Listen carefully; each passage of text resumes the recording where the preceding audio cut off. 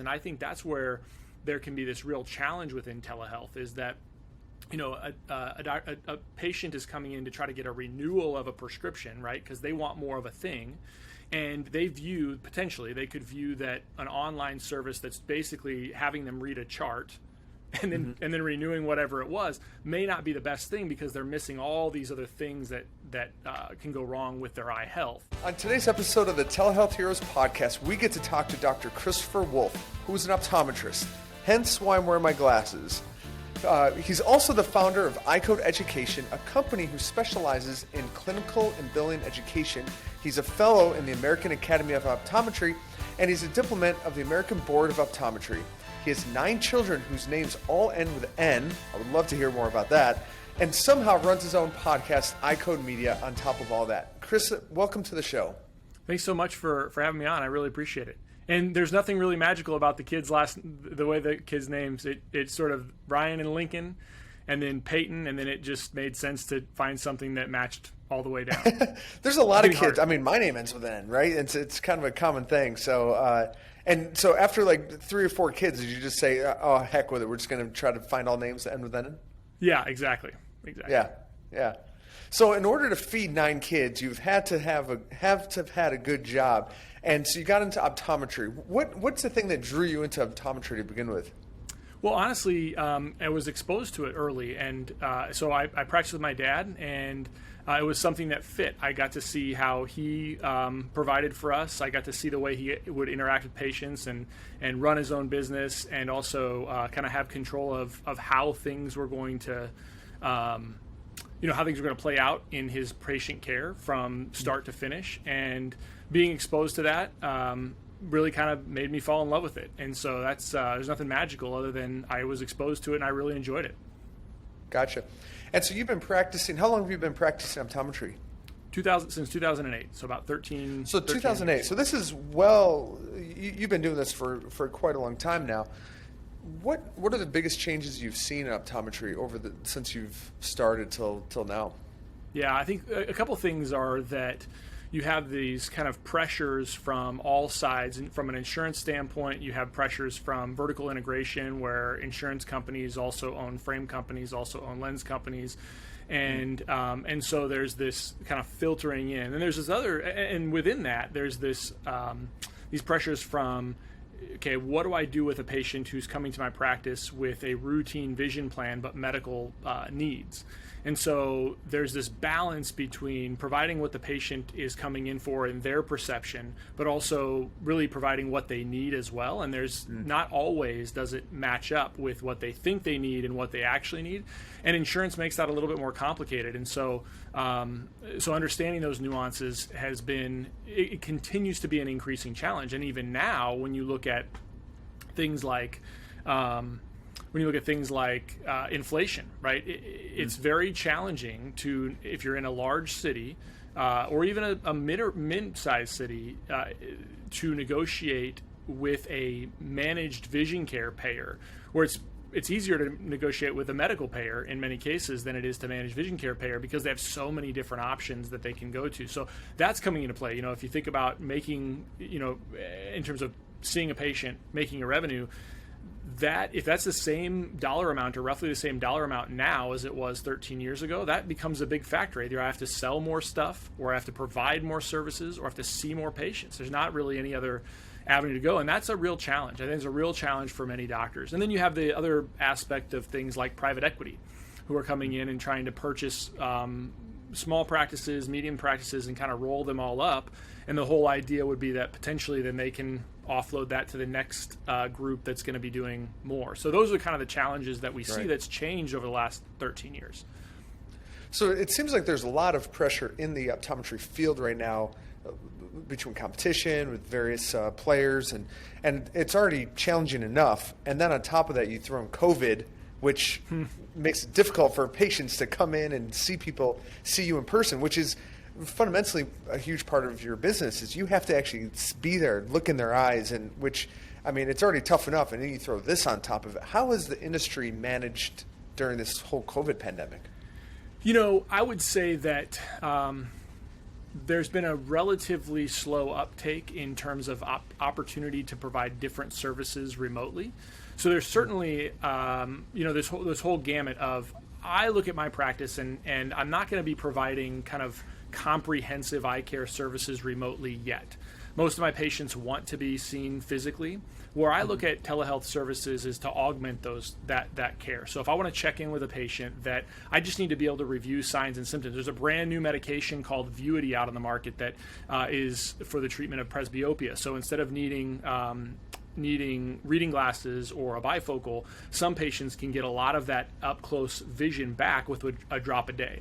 And so I bring that up to say that, look, I can prescribe that medication. I can know what those side effects are. It's a very safe medication, but most of what I'm trying to manage within that patient is, okay, how well is this working, and what are the potential things that we need to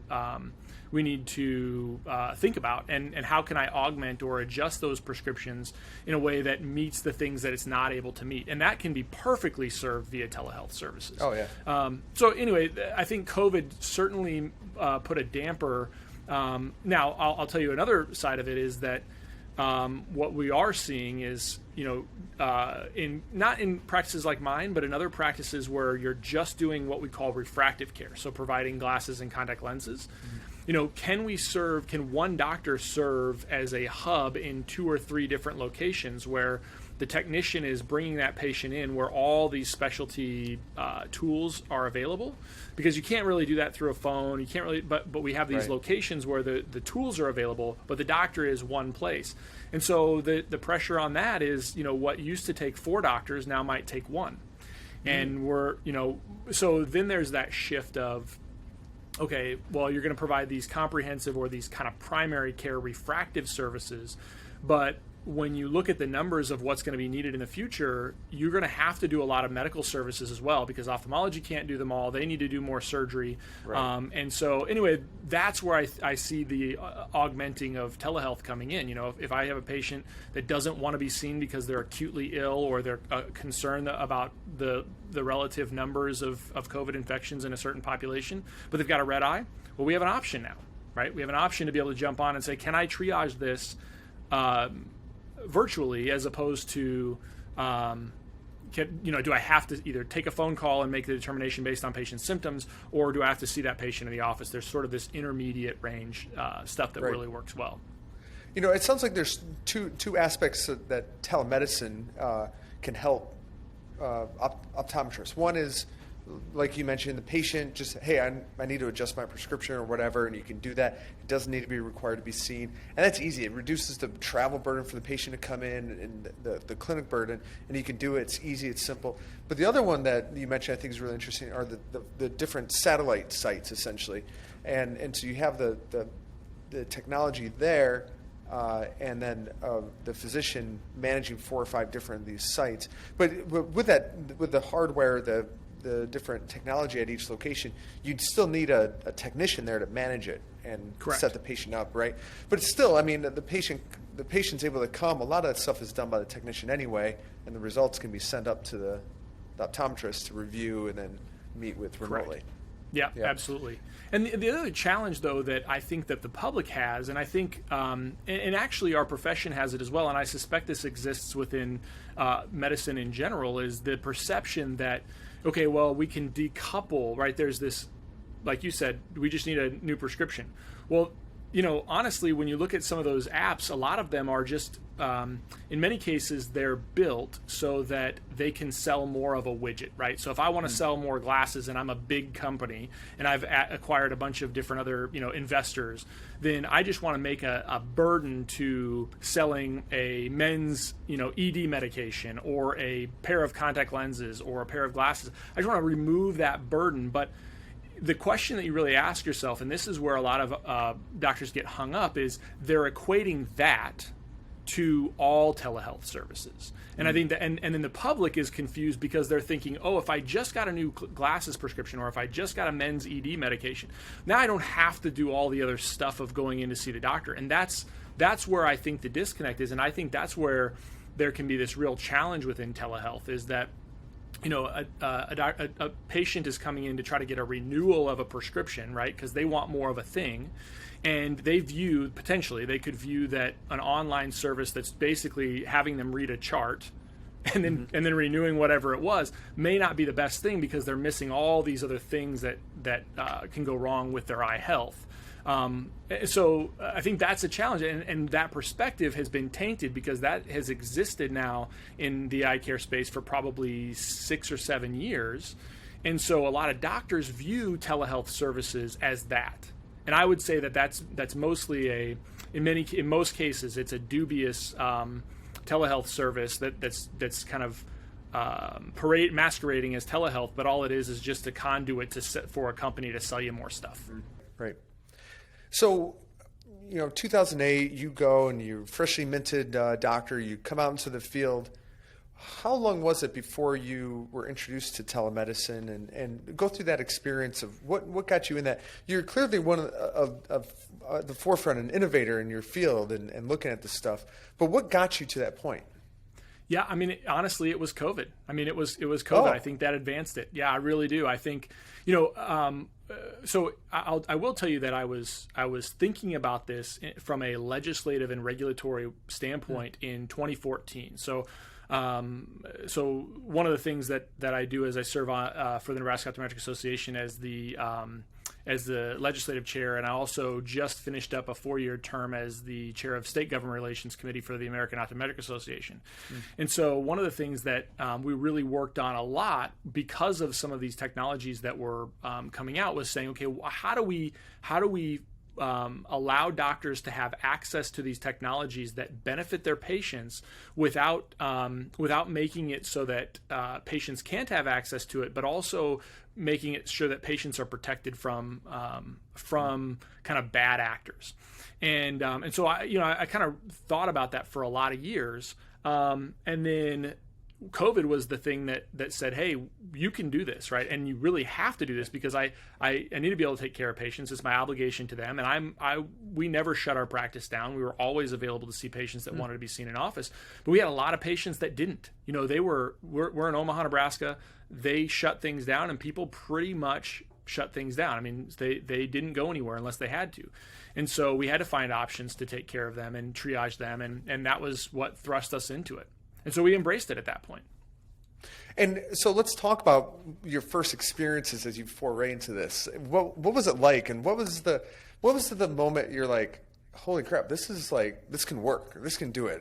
What experiences did you have that just kind of made you a convert? Yeah, I think the biggest one was that when COVID came along, we decided that we were gonna be available to our patients at any point in time, and a lot of that was like, because we could see them, the ones that wanted to be in office, but some patients, many patients just wanted to have the option to say, here you go. Well, so there was one specific case where I remember that early on, where I was like, look, I'm going to try to figure this out through telehealth because the patient didn't want to be seen. But I had to say to him, look, I can get as much information as I can get this way, but I really think you should be seen in office. And he said, okay, I'm coming in. And so the point that what I got from that was this idea that it was okay for me to say this technology is great, and it allows me many times to just do that and then follow up at some other point. But there was this, and you asked what doctors are concerned about and this is one of them, was that what if I tried this and I can't get good enough information? Then what do I tell the patient? And the fact that I was able to say, I need to see you. And he was like, yeah, okay, I'll see you. And where it was like, oh, right. So these patients that were afraid to come into the office were all of a sudden, it was enough for them and it was enough for me. I didn't feel pigeonholed or tied to the technology if I couldn't get what I needed from that technology.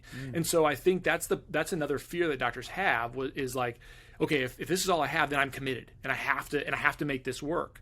And when I realized I didn't have to make it work, right? Then it's like, right. Oh, okay. Well, now I can I can provide the opportunity for patients. In many cases, it will work, but the patients aren't upset if it doesn't work, and that to me was a big one.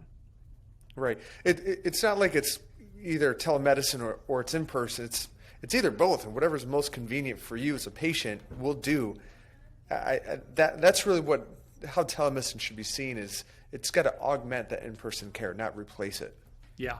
Yeah, and I think there's just so many people that think if I commit to this, if I start this conversation virtually, then I have to have an answer for the patient virtually, and you just don't. And in many cases, like I said, that doesn't mean. So it's weird, because when it didn't work is when it made me say, "Oh, yes, this can really work." You know what I mean? Right. And because I didn't feel like I had to be married to it. Right. Have you seen any specific cases with patients where you might not have been able to see something or catch something? Any key successes that you've had with patients using telemedicine? Yeah, totally. I mean, we've got patients that, one patient in particular who actually had COVID, but had not just a sty. Well, started out as a sty, but it wound up going into more like preseptal cellulitis. So those patients need to be seen. They need to be on antibiotics. And she was COVID positive. So we were able to treat her remotely without, and this was during the very early part of it, right? So we were able to treat her remotely without any other risk of whatever else we're worried about. So that was one. And then, moving forward, like I said, the ability for me to think about, if I start a patient on a glaucoma medication, one of the things I'm concerned about, the most common glaucoma medication that we'll use is a prostaglandin, which is a medication that you use at nighttime. And we usually look for a reduction in pressure after about 3 to 4 weeks. So we would see that patient back in the office because we have to get that pressure reading in the office after 3 to 4 weeks. But oftentimes patients will, you prescribe that medication in a week or two if they have side effects, or if they're having a hard time with adherence to dosing or whatever. If I'm going a full month, sometimes those patients will come back and they say, yeah, I just stopped using it. Now you're starting all over. Okay, we're going to start a different one. And they don't tell you. So telehealth really provides us an opportunity now to say, okay, we're going to check in with this patient in a week or two after we start certain chronic medications. So if they have a side effect from the medication, or if they're having a hard time remembering it, we can bump them with these sort of subtle little adjustments to say, look, you need to change this, instead of using it right before bed because you're having a hard time, you're falling asleep, use it at dinner time, right? Change it to 7 o'clock at night. Or patient medications that we use for chronic dry eye, where those are opportunities for us to say, in the office, this medication for the first couple weeks might sting and burn, and it might taste a little bad when you put it in your eyes because it's going to drain down the back of your throat, but that's going to get better in a couple weeks. But we aren't going to really look for a clinical benefit for anywhere from 4 to 8 weeks, depending on the medication we choose. Well, I can pop back in and check in with that patient to see all those side effects, to make those adjustments, even things like artificial tears right before that other medication goes in, 10 minutes before the medication goes in. Often, if that patient is having significant side effects from, we can make those side effects a whole lot less. And it helps with that patient's adherence. So those are things kind of ongoing that I find are where my patients want to offload that care without having to come into the office. And I love to offload that care because it's more about symptoms and adherence than it is to clinical findings.